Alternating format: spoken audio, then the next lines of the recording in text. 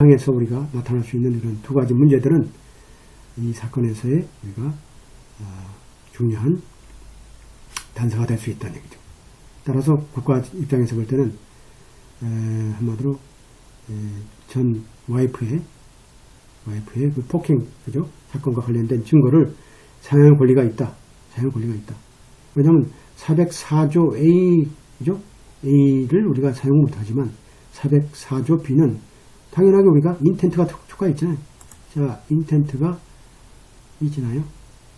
있고, 그 다음에, 자, 어떤 사건이 없었다. 그죠? 한마디로 뭘까요?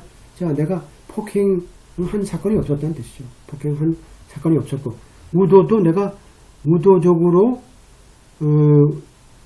폭행한 게 아니고, 자, 우연치 않게 우발적으로 발생된 사건이라는 얘기다. 그러니까 우리가 404조 B로 이 사건을 우리가 불러들이게 되면 우리가 어떻게 돼요? 당연하게 이 사건 가지고 우리가 심리하면 되겠죠. 그죠? 그럼 여기서 뭘까요? 한마디로 자신의 그 상해라는 건 그 전 부인의 상해라는 것은 자 오히려 뭘까요? 우발적인 게 아니다. 그리고 또 상해를 그룹 자체가 피의자 자체가 자신의 와이프를 상해를 입히려고 한 그런 그죠? 그런 입증 책임에 대해서 우리가 뭐든지 증거로서 우리가 404조 A는 안 되지만 B로서 얼마든지 들어올 수 있다는 얘기죠. 그 뜻은 뭐냐면 여기 있잖아요. 여기 이제 요게 이제 요 부분이 우리가 이제 404조 B를 우리가 집어넣을 수 있는 방법이죠. 그러니까 우리가 인텐트에 대해서 얼마나 조사할 수 있겠죠? 인텐트.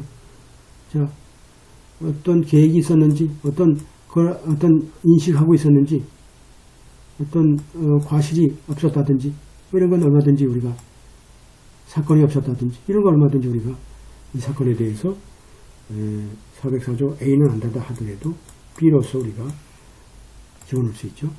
여러분들 증거법을 이제 안 배워서 그러는데 이것들을 이제 우리가 이제 서서히 배우면 돼요. 그 다음에 스테이트 백 케이스죠. 이건 이제 고등법원 케이스예요.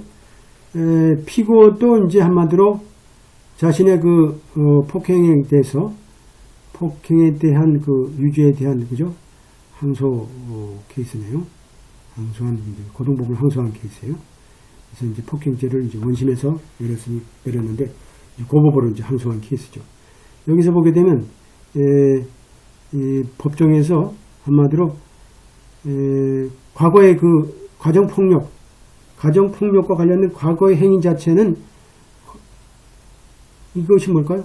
자, 본인의 반대에도 불구하고 이제 한마디로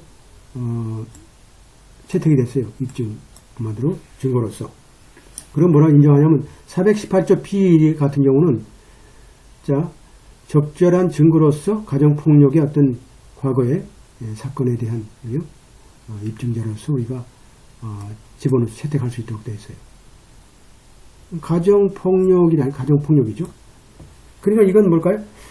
아주 기가 막힌 거죠. 앞에 404조 A가 안 된다 그러죠. 404조 A가 안 된다 그러죠. 404조 A가 안 된다 그랬는데 그러면 이제 404조 B가 이제 들어올 수 있죠. B는 이제 인텐트라든지 absence of mistake, absence accident 이런 게 있으니까 이 B로 들어올 수 있죠. 또 B 플러스 우리가 뭐로 할 수 있어요? domestic violence를 우리가 집어넣을 수 있겠죠. domestic violence 같은 경우는 우리가 얼마든지 집어넣을 수 있다. 그러니까 이제 여기에 dependent 피고 입장에서 뭘까요? 한마디로 이 증거의 채택 자체는 우리가 자신한테 그 편견을 갖다 준다. 라고 이제 하겠죠. 주장하는 거예요. 주장일 뿐이고 이 사건은 99년도 12월 3일 날 수백이라는 사람이 이제 그로서리 스토어를 이제 나왔는데 거기서 이제 빌 베크라는 사람을 만났어요. 차에 이제 그래서 이제 같이 가져줬냐고 했더니까, 이제 전 남편이네요. 베크라는 사람이 이제, 두 사람은 이제 3년 정도, 결혼 생활을 했고, 하지만 지금은 이제 별거 중이고, 3년 살고 이제 별거 중이니까 이제 우연치 않게, 이제, 한마디로, 그로서리스토어에서 만난 거죠. 그래서 이제 차가 없는지 하여튼 차를 같이 타고 이제, 한 거예요.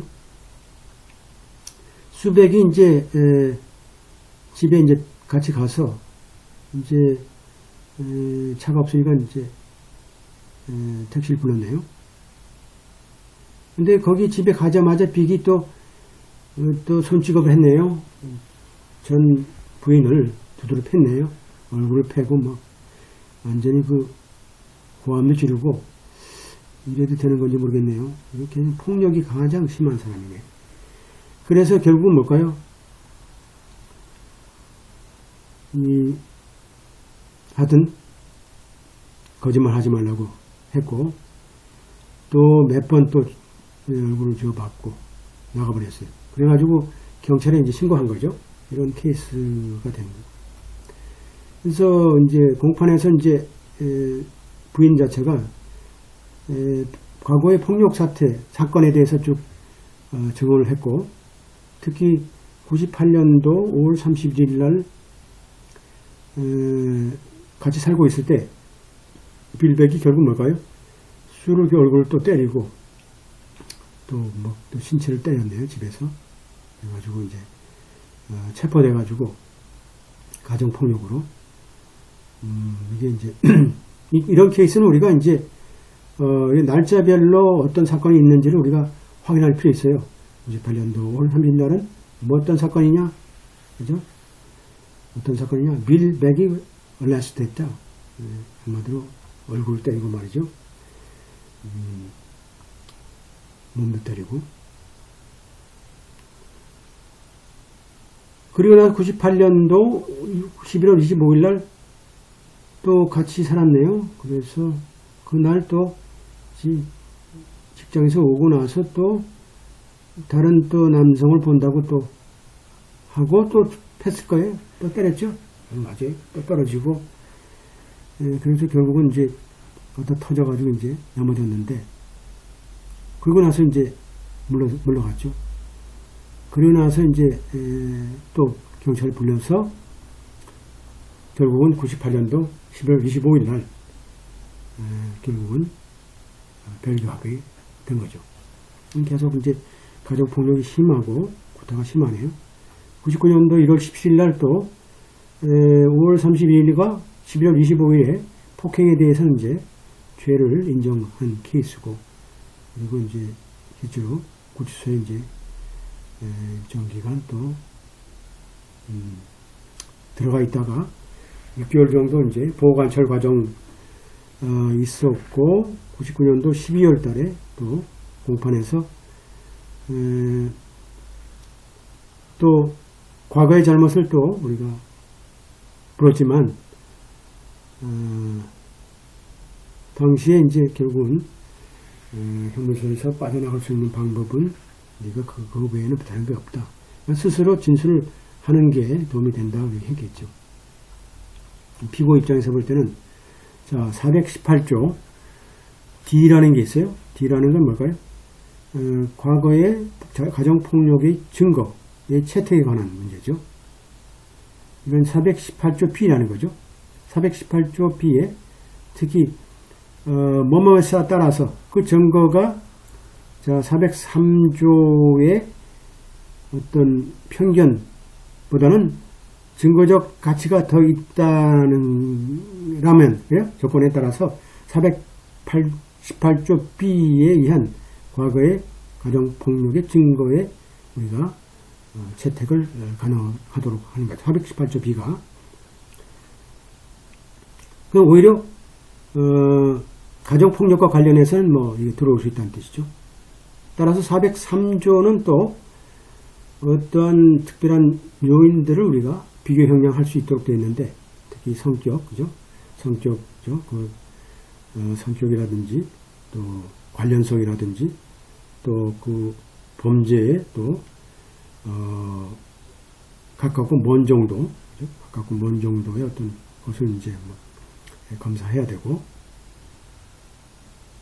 그러니까 기본적으로 이것도 403조는 또 이렇게 철저하게 또 실제로 그 범죄의 어떤 그죠? 커미션이니까 자기 범죄 행위의 어떤 확신 정도 그리고 또 피고의 그죠? 기소되지 않은 범행에 대한 입증 문제. 그 다음에 또 중요 그죠? 인쿼리죠. 메인 인쿼리죠. 중요한 사건으로부터 오히려 배심원들을 좀 시선을 이탈시키게 하는, 그죠? 오도시키고, 그죠? 혼란시키게 하는 정도. 그리고 배심원의 어떤 그 편견적인 그런 충격을 영향을 줄 수 있는 정도. 이게 403조에 우리가 이렇게 나와 있죠. 그래서 기본적으로 418조 자체는 가정폭력 자체를 우리가 오히려 편견적인 것보다는 우리가 증거적 가치가 더 있는 것으로, 그죠? 있는 것에 따라서 우리가 채택할 수 있고, 403조는 기본적으로 그러한 특별한 요인들에 대한 우리가 비교 형량을 의무적으로 하도록 되어 있죠. 의무적으로 하도록 되어 있고, 따라서 그 사건에 대해서 우리는 이러한 403조의 원칙을 그대로 적용할 필요가 있다. 그래서 우리가 403조의 이러한 비교 형량 절차 같은 경우는 뭘까요? 원심법원의 어떤 고려, 어떤 이러한 사건과 문제의 원심법원의 고려에 따른 거죠. 기본적으로 이건 재량이죠. 기본적으로 403조를 우리가 여기 보면 403조를 5가지의 우리가 요인들을 우리가 분석하면 하는 것은 기본적으로 원심법원의 고려사항 중에 하나다라는 거죠. 절차상 각각 사건에 대해서. 여기서 우리가 403조에 있어서 우리가 기본적으로 원심법원이 내린, 그죠?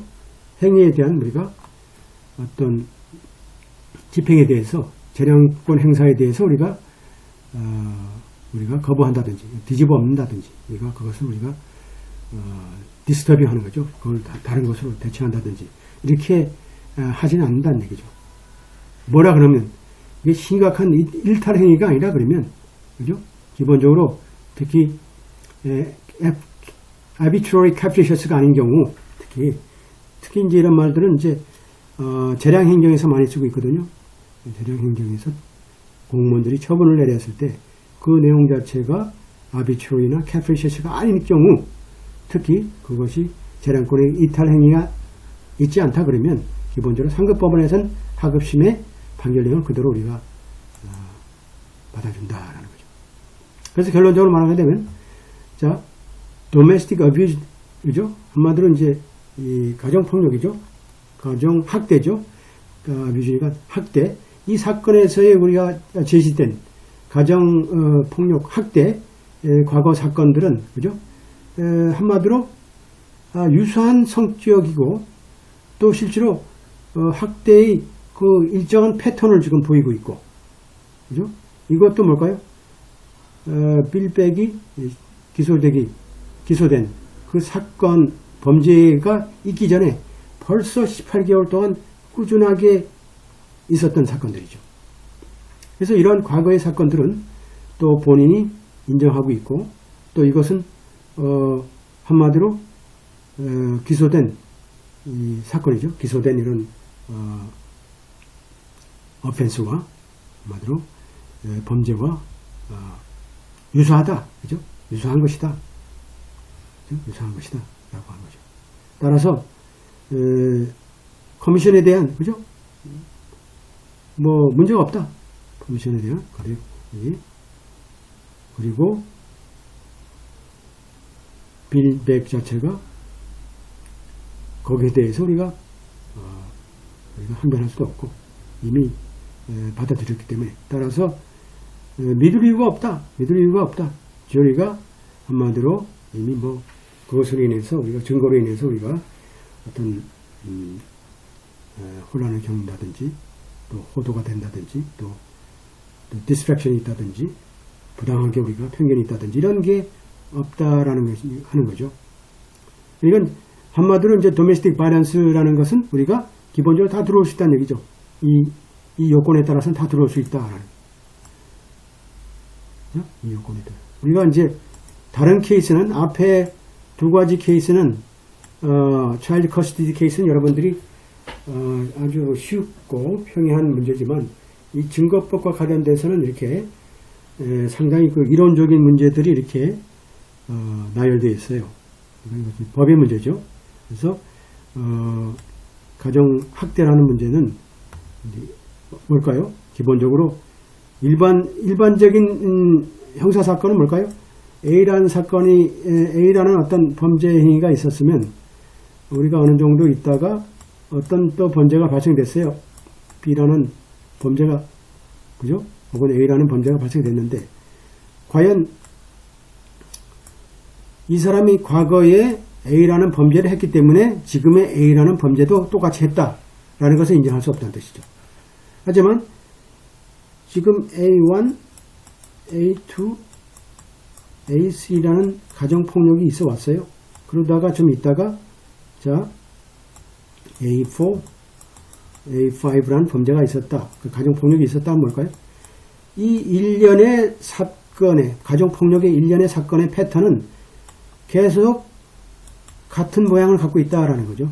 따라서 우리가 가정폭력을 꾸준하게 18개월 동안 한 사람은 결국은 뭐 1년, 2년 있다가 또 이제 부인을 때리고 구타하고 폭행이라는 게 가정폭력으로 계속 이어지는 모습을 형태는 좀 다를지 모르지만 가정폭력이라는 것은 그대로 있기 때문에 그대로 우리가 인정돼야 된다라는 거죠.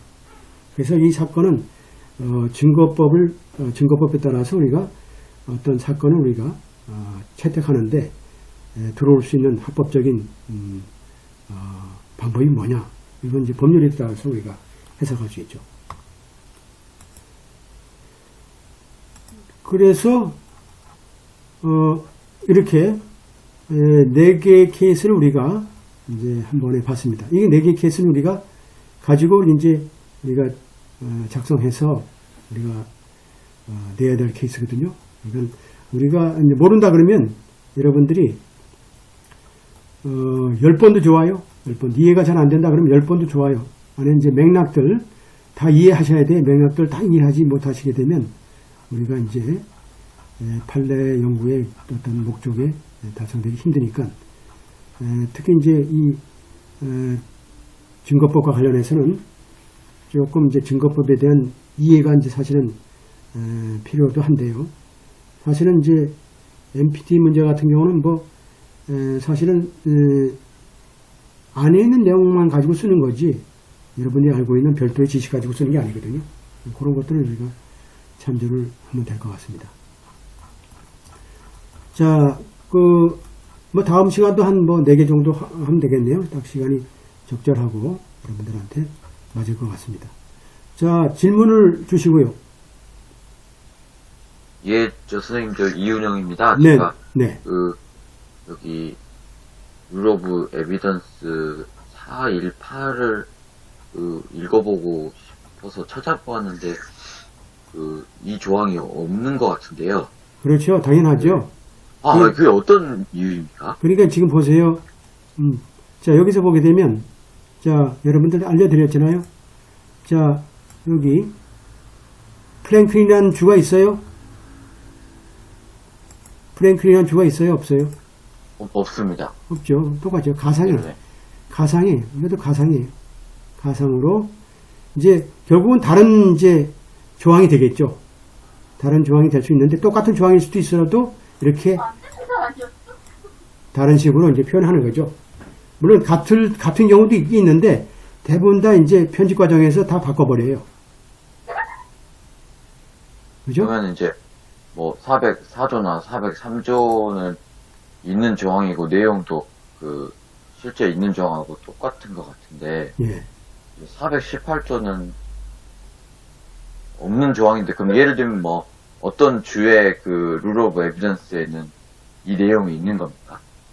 그거는 이제 편집자가 이제 알아서 하는 거죠. 시험관들이 출제할 때 기본적으로 그런 그 룰 오브 에비던스는 이제 뭐 가장 쉽게 하는 것은 기존에 있던 룰 오브 에비던스를 갖다 쓰는 게 제일 좋은데 경우에 따라서 고쳐버리게 되면 우리가 찾기 힘들죠.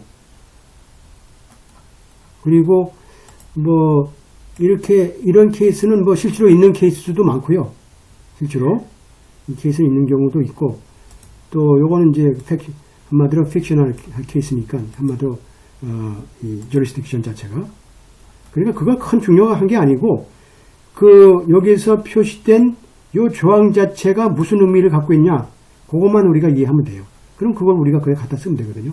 우선 404조 B다. 그러면 요것만 갖다 쓰면 되지 다른 조항은 우리가 볼 필요가 없어요. 아무 그 의미가 없는 거예요. 다른 거 쓸 필요도 없어요. 여기 안에 있는 내용 가지고 써야 되거든요.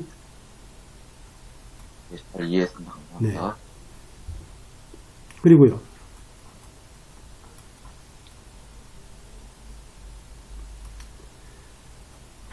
하여튼 그 판례 연구라는 것은 우리가 집중력을 가지고 우리가 사건을 적어도 이 지금 두 번째 두 가지 케이스는 기본적으로 우리가 형사사건이 나왔다 그러면 특히 가정폭력 특히 나왔다 그러면 사건별로 한마디로 날짜별로 좀 정리할 필요가 있어요. 날짜별로 정리할 필요가 있고 그 다음에 이제 앞에 또 나왔던 그 양육과 관련된 문제는 주로 이제 중요한 게 이제 그 어떤 상황들 그죠? 어떻게 예를 들어서 어떤 거기서 요구했던 그 팩터들이 어떻게 나와 있는지를 잘 우리가 노트 테킹 해줘야 돼요. 그냥 넘어가게 되면 우리가 묻혀가지고 안 보이거든요. 그러니까 우리가 항상 볼 때마다 연필로 우리가 뭐가 룰인지 핵심적인 사항들을 우리가 항상 옆에다가 메모를 해서 우리가 그 내용들을 다시 한번 읽을 필요 없이 우리가 한 번만 보고 써내려갈 수 있는 그 능력이 좀 있어야 될 것 같아요. 그래서 이런 훈련을 하는 거니까 하여튼 매번 일단은 네 개의 케이스를 가지고 일단은 하도록 하겠습니다. 그래서 여러분들 4시부터 지금 뭐 한 6시 됐네요. 그래서 하여튼 여러분들 토요일 날 또 고생도 많고 또 필요도 하고 또 아침부터 또 수업을 듣는 분들은 또 더 필요하죠. 저 같은 경우는 이제 아침 10시부터 지금 세 번째 강의인데요. 아직도 목은 그래도 괜찮은 것 같은데 일단 여러분들 주말 잘 보내시고 다음 시간에 뵙겠습니다. 감사합니다. 예, 수고하셨습니다.